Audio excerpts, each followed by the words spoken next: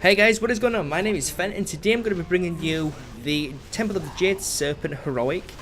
Now, this dungeon was a little bit weird because of the people in it. We had one of them elitist kids who thought they was awesome because they could do a little bit of DPS, and he just pulled everything. He pulled this boss, he pulled trash, he pulled the next boss, and the boss after that. He wasn't happy with the speed the dungeon was going at. And to be quite frank, the dungeon was going extremely fast as it is. I mean, we've only just started. And I wanted to test out the healer to see if he was capable.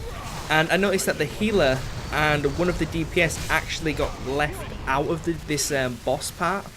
So they were stuck behind the wall back there. I don't know if you can see it. And it's just me, the warrior, and the shaman who pulled. Now, being a Brewmaster, I am capable of healing myself to some extent, especially with these. Now, if it was any other boss, I'm pretty sure we would have wiped, but because this boss doesn't physically hit you, it's not exactly difficult. You deal with these ads, which are easily healed through. They only hit for 1.4k to 14k, so it's not exactly much damage they're going to be doing, and I can heal for that with just Chi Wave. Now you might be wondering to yourself, why do I have Chi Wave instead of the Zen Sphere?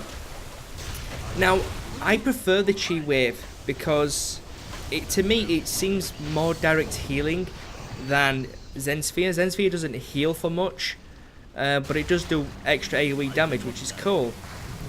Now Zen Sphere is pretty decent, and it also jumps to other targets. That's why I kind of prefer it over the Zen Sphere. Now you will see once we kill these few ads that it actually did pay off quite well, because I kept the warrior up a lot with just Zen Sphere, with just me healing. Now if the shaman wasn't such a douchebag, he could have healed the warrior up and this boss could have gone down a lot faster, but unfortunately he's a kid, and I can only assume he's a kid, but then that might be insulting to kids who actually mature. But this guy was just a douchebag, and you get him in dungeons all the time. It's just one of them people who are really ignorant towards other people, and they just think they're the only person in the dungeon that matters. And it was very annoying, but what can you do? I wanted to kick him, but the dungeon was going so fast, there was just no point, because we were just constantly powering through it. And if you don't know about the dungeons and the heroic versions of these dungeons, they're extremely easy. And the only thing that changes in these dungeons is the fact that the bosses hit harder and they have more HP, that's it. There's no special abilities like you found in Cataclysm or Wrath of the Lich King or even TBC.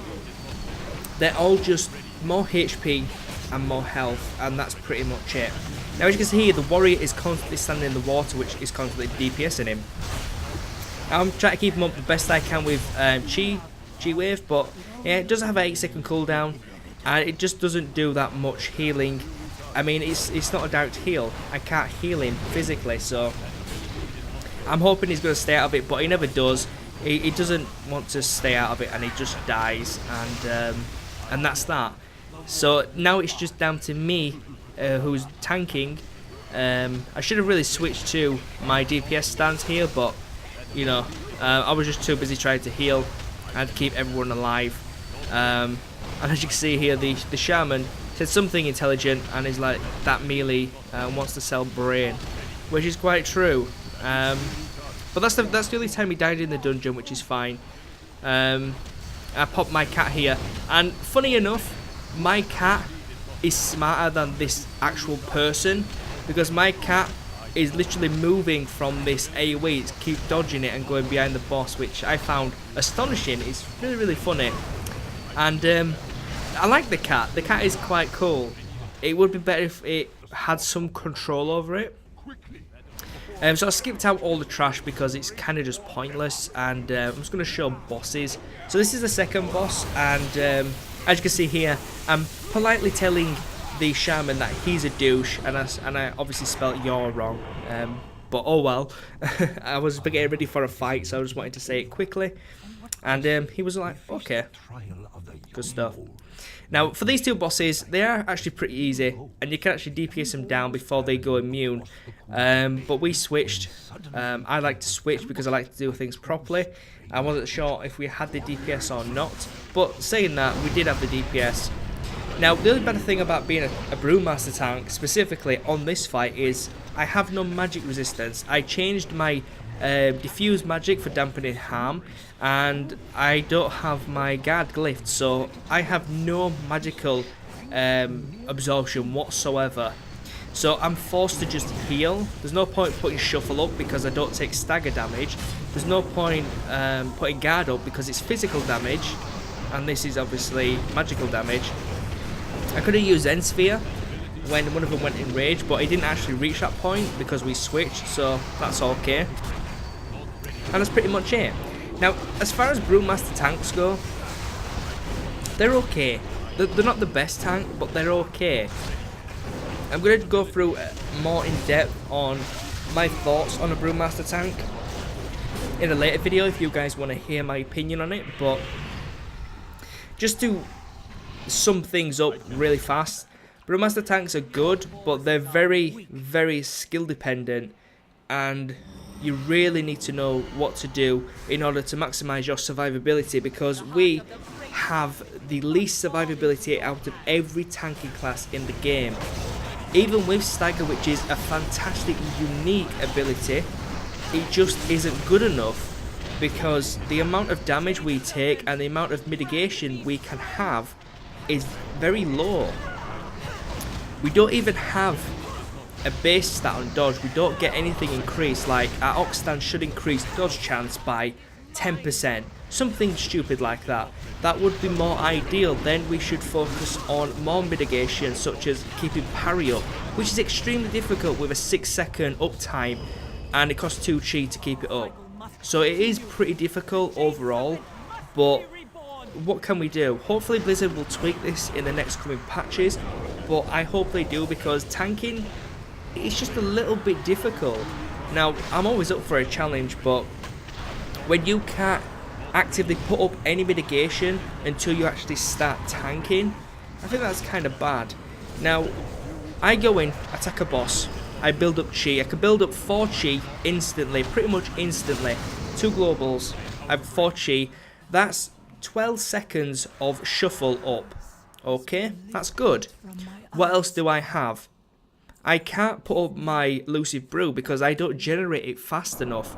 I can't put up guard because that wastes shuffle, because guard just instantly disappears anyway.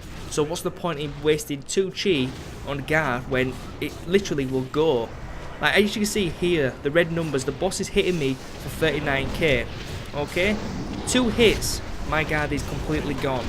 Even with it actually buffed, it maybe take 3-4 hits and then it's gone.